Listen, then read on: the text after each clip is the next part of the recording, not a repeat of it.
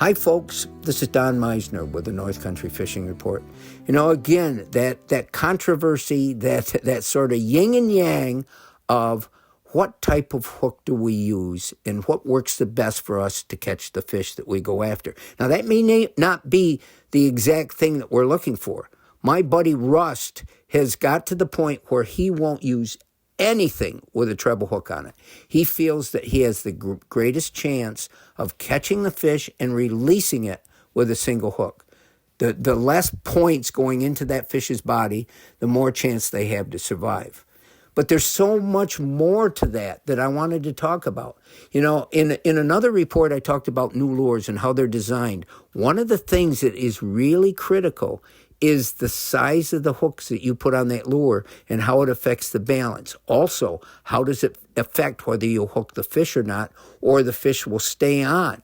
So many of the anglers that I've talked to, they feel that they have a less chance of bringing a fish to the boat after they hook it if they're using a hard-bodied plug with a series of treble hooks than if they're using something with just one hook. They feel the fish has a greater chance of shredding or getting rid of the treble hooks that's in their mouth as they're battling and jumping and doing all the things they do.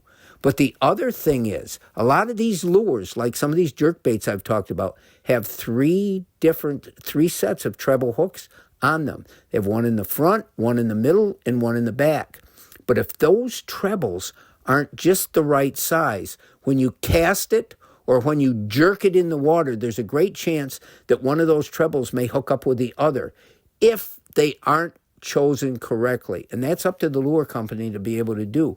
But so often, I've noticed in the past, if I'm using a bait like that, I'll cast it out. When I bring it back, either one of the trebles is caught up on the line, or two of the trebles have flipped over and hooked each other. That isn't good, and you're not going to catch a fish that way. The other thing is, with single hooks, you have such a greater chance of getting that hook out. And if you use the right design of single hook, of a single hook, which is called a circle hook, the fish are less likely to swallow it. Once that hook gets down in their stomach, and you have a barb on it, which all hooks have unless you buy barbless hooks. And people don't like buying barbless hooks because they think they're not going to catch the fish. The fish has too much of a chance. But once that barb gets into a fish's stomach, it's pretty difficult to number one, get that out without tearing up its stomach, without creating a tremendous source that's a vital wound. And, we recommend an awful lot from the time I was a kid that if the hook's in their stomach, just cut the line off. Let the fish keep the hook in their stomach, and it'll eventually rust out or whatever they used to say. Well, fish can survive, and they have a better chance of surviving if you leave the hook in their stomach and just hope for the best. But the choice of whether you use a single or a treble hook is critical. A lot of fishermen think with these little bitty treble hooks that they aren't going to stay hooked in the fish, that they need to use a bigger one, but then it becomes too big and it offsets the balance or it tangles. So this is a science in itself, and it's something that really makes a difference whether one lure is best for you or another, or one type of fishing is best for you than another. As an ending to this report, I do want to say that I believe the best choice of all is to use barbless hooks.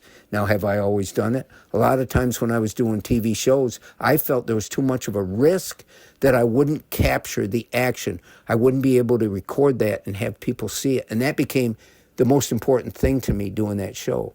So I wouldn't use barbless hooks where I should have.